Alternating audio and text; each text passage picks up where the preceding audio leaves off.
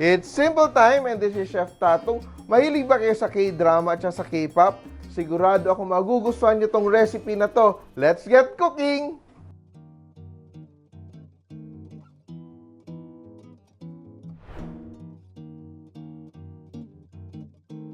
This recipe is part of the Simple Cookbook series where we try to make recipes as simple as ABC. Kaya ang lulutuin natin ngayon ay kimchi fried rice. Very important pag nagluluto tayo ng fried rice, gagamit tayo ng kaning lamig.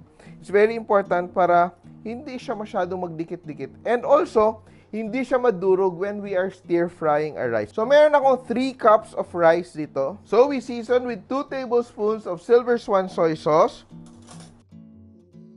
1 tablespoon of sugar, 1 tablespoon of Jufran Sriracha. So, Sriracha is a hot sauce. 4 tablespoons of kimchi juice. So, yung kimchi natin, pinigaan natin siya. And we just add the juice to our rice. Yan. So, let's mix that up. So, it's very important talaga na very dry na yung ating rice para hindi siya maging soggy when we add our kimchi juice. So, we mix it until even para when we stir fry, hindi tayo mahirapan na mag-break into pieces. We're going to top our kimchi fried rice with a fried egg. So, before I proceed to my other steps, I'm already going to fry eggs. So, we're using fresh eggs from Fresh Options.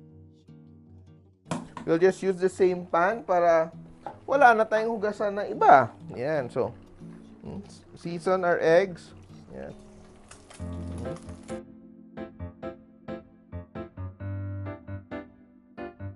And I'm going to saute, of course, my garlic. Saute. Very important pag nagpa-fried rice kayo ay mataas yung temperature ng ating fire. Onions. Lalagyan natin ng luncheon meat.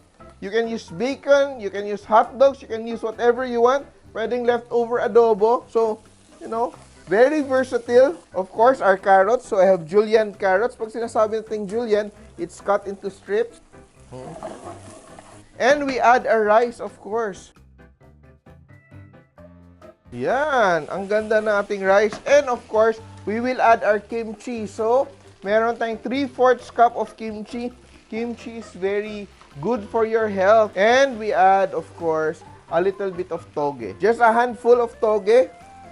Yeah. Very nice, very healthy, very flavorful, especially for people who love kimchi. That's done.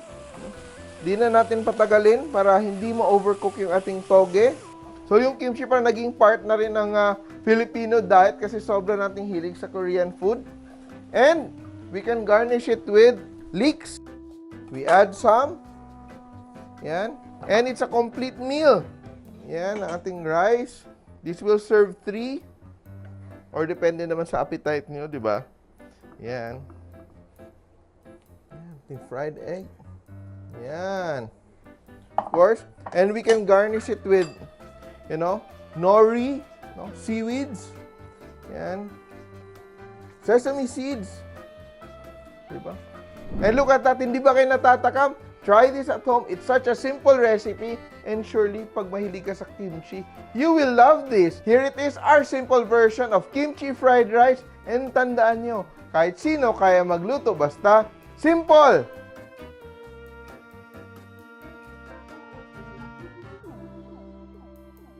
Simple.ph. Living made simple.